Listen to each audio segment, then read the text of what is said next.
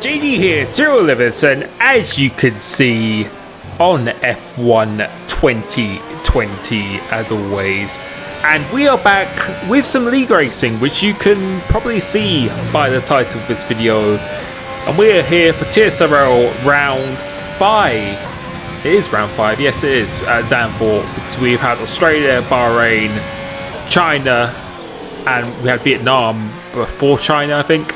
And so far this season, it's been an absolutely fantastic season. Managed to take a win in the first 3 races, and then got second place at China after my wheel disconnected. It wasn't a guaranteed of a win there, but was looking in very, very good contention for it.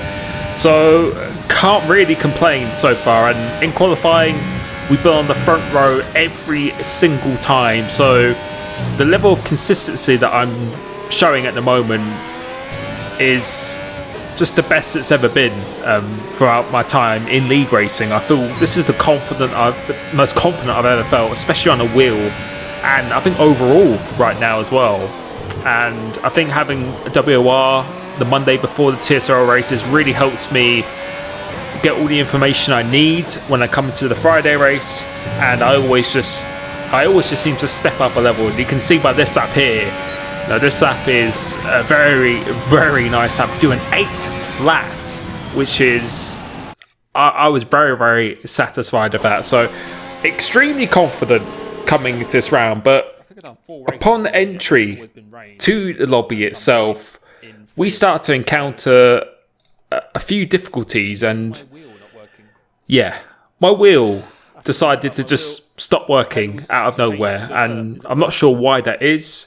I didn't quit the game or anything whatsoever, but you can see here, upon entering the lobby, I couldn't get my wheel to work for about 6 minutes or something like that, which, you know, is quite a long time. And you know, when you go into a league race, and especially when I've been performing so well recently, you want to be as relaxed as possible, and that's the way I perform. I perform my best when I'm relaxed, I'm calm.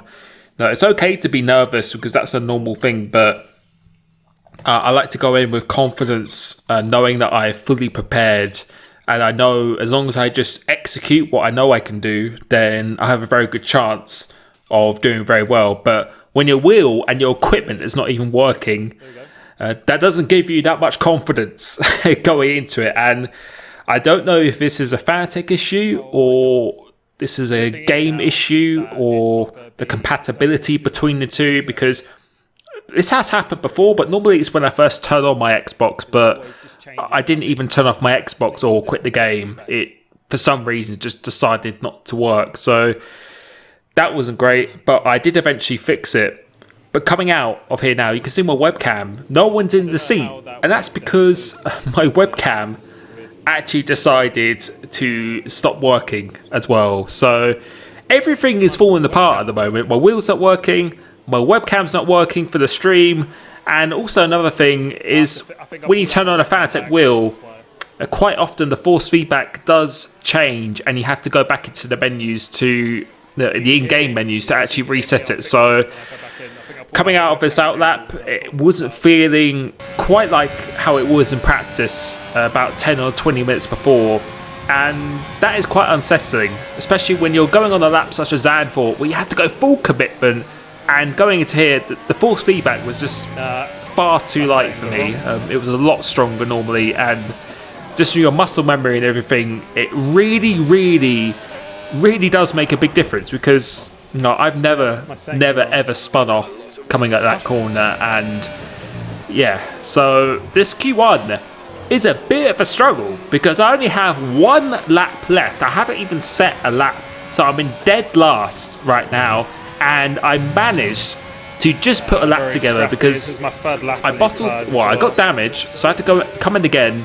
I went back out on the same tyres, so I set a lap on 2 lap old tyres, and I managed to do an 8.7, which is, for me around here, is a really not a great time, but luckily it was enough to get through. Q2, I actually managed to fix my webcam again and get that back working, because for the stream I really want to make sure everything's on point as much as I can. And my force feedback I managed to fix as well, because I actually did reset the wheel in game. So the force feedback was back to normal, the webcam was back to normal, and everything was all good. So let's do this. I came out of here, I just did a complete reset of my mind, thinking, you know what, these all the issues have been thrown at me. It's done, it's over with. I managed to fix them. I managed to get a few into Q2 without using an extra set of tyres. So everything is still going perfectly to plan, because you don't need to be on pole until you're in Q3. So going through this lap here, this is probably the most impressive lap that I did throughout this entire qualifying session. And it didn't actually feel that great at the time, but it turned out to be a very, very good lap, surprisingly. Coming through here, Ferrari has spun off, has gone out wide completely, and done a pretty okay first sector. But again, it's always really, really hard to switch between your wheel feeling a certain way and then going back to normal. Just that transition is not an easy thing to do, but I was really, really happy of how I dealt with it. I just didn't really let it get under my skin or anything.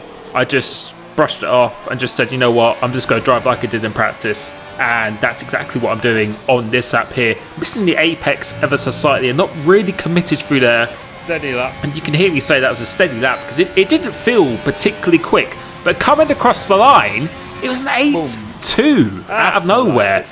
So despite having those issues and everything as well, you know, that really gave me some confidence again. And that was exactly what I needed after that Q1 of setting an 8-7. So we went 5 tenths quicker by just resetting everything. And no, my teammate was right up there as well. So that was really good. And I knew, as you can see from the practice up at the beginning, that there is an 8-0 in there, even a 7 if I did a perfect lap. So coming into Q3 full of confidence again, and just completely forgetting about the previous issues.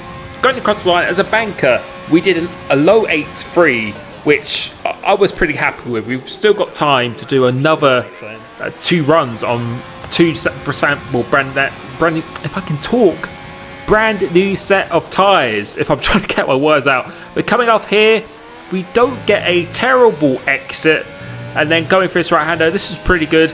Then coming off this corner, just a little bit too much rotation, a little bit of a snap of the steering, and we're close to 10th down. So I decided to abandon it, because around Zandvoort, the tyre wear is so minimal on a qualifying lap. You can get away with just slowing down, and you've got enough fuel to go again. So that's exactly what I did. I knew I could still do like an 8-0, because I think I did that on 2-lap old tyres as well. So going into turn 1, being a little bit more cautious this time, because I know this is all or nothing, but I am still on provisional pole at this moment in time. Going through this Carrasco at Nordschleife S corner, getting a not a great exit, so about half a tenth down, so not mind-blowing so far. But going into here now, I just took an absolute risk going through here. And you can see we just made up all the time going through here. This was really, really good as well. But we missed the apex on that right-hander. So you can see we lost almost a tenth by just missing that apex. And again through here, that was okay. But the exit almost losing the car. And you can see we're about a tenth down going into the last sector. But go through here, I just absolutely send it between these 2 corners, because I was just so determined to improve this time. Coming out the corner, losing a little bit of time, but going through into the last corner, trying to be on the throttle as early as I can. That could have been better. But despite being a 10th down, going into sector 3, we've made up all the time, going across the line. It is an 8.267, actually slower than my Q2 time, I believe. So my Q2 time would have been enough. But I wasn't convinced that was enough for pole position. But it turns out it was just about 0.03 of a second quicker than Oxtez in P2. So despite everything that happened, coming out on top, it was a great thing to happen in the end. And yeah, I was going into the race because I felt so far this season or in this game, I never felt so confident going into a race in terms of race pace and stuff. So I was really, really looking forward to this. But you can see issues strike again. And oh my god, I have been kicked out from the game itself. And Yeah, that wasn't my internet. This is a thing that unfortunately does happen on this game. It's been happening to a lot of people. And yeah, so I had to join back in. But again, I was trying not to go mental or anything at all. But the one thing that was a bit annoying, as you can see by my face, is you can't take control of your car whilst it's on a formation lap, unfortunately. So that's a little bit of... Can I not take control? A little bit...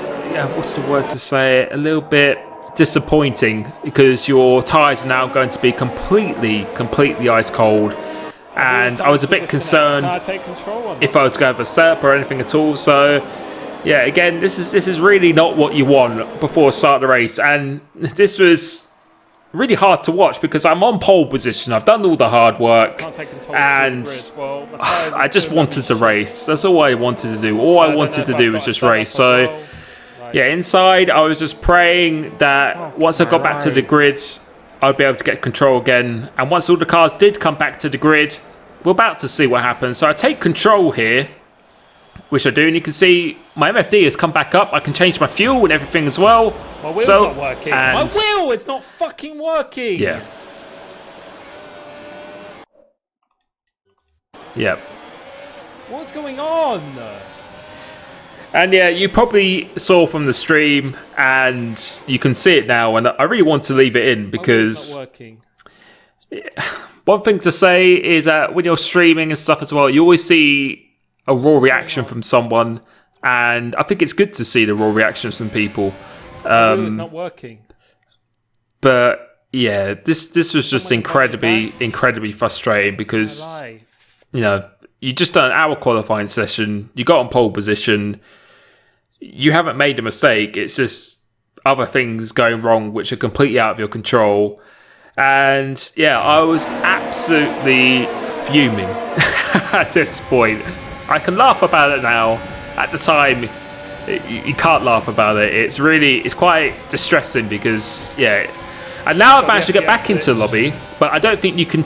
I think it's really hard to tell, but I have the FPS glitch. And again, I think from watching the footage here, it's really hard to tell, but you can really feel it when you're driving, because it feels like the game is pausing every single millisecond for me. So I didn't feel confident in my speed if I was to carry on. So I decided to leave once again and just pray that I could get back in. And notice this time, I actually left the game completely. And you're about to see that is a big mistake. If you own a Fanatec, don't leave the game completely, because if you leave the game completely, it will make... Normally when I turn on my Fanatec, I have to turn it on twice, which is something you really shouldn't have to do. But for some reason, the game recognises the pedals, but it doesn't recognise the steering, or sometimes it just doesn't recognise anything at all. So you can see here now, I wasn't getting an invite for 3 minutes, and that's because the stream, or the people who were in the race, they were sending me invites, but they just weren't coming through, unfortunately. So yeah, my feeling right now, this is just unbearable for me, because I just want to get in the race, and I still felt like I could get a good result. I still felt with safety cars and everything that I could still recover. So I managed to get back in. The FPS glitch seems to be fine, and going into turn 1, I get control back, but my wheel's not working. My wheel's not even connected. Yep, and my wheel just wasn't connected, and that's because I left the game. But again, sometimes I've left the game in the past, and it's fine. But I just didn't want to waste time testing it or something. And you can just see here now, my feelings right now, right there, is just... yeah, I'd say just upset, to be honest. I know some people might think that's a bit over the top and stuff, but when you've been practicing all week, and my job or my life revolves around this game, and it's not even about that, it's just a case of me wanting to race. I really wanting to race. It's not about losing points in the championship or anything. That's gonna be it for me today. I just wanted to race, and I just wanted to show what I could do. And the only thing I can say is that yes, I can laugh about it now, and it's all good now and everything, because unfortunately you have those moments where those kind of things happen, and there's nothing you can do about it. The only thing I would say, and the only thing I would do differently, is it's okay to show frustration. I think that's allowed. But to publicly vent your frustration at particular people. That's something I definitely wouldn't. Well, definitely something you shouldn't do. You should always keep that behind closed doors because it's not very professional. And I was pretty disappointed in myself for doing that. But yeah, I really want this game to succeed because I love this game. This game feels absolutely insane for me to play, and I feel this is one of the best games for me that I've ever played. So there's so many good things about this game, but I think there's a lot of things that hopefully with community's feedback can be improved for this and future ones as well. And that is my mission, really, to be honest, because I know other people have the same passion as me and they go through the same thing at times. And this happens. This starts to happen on every game, but yeah, it was a very, very tough one to be a part of.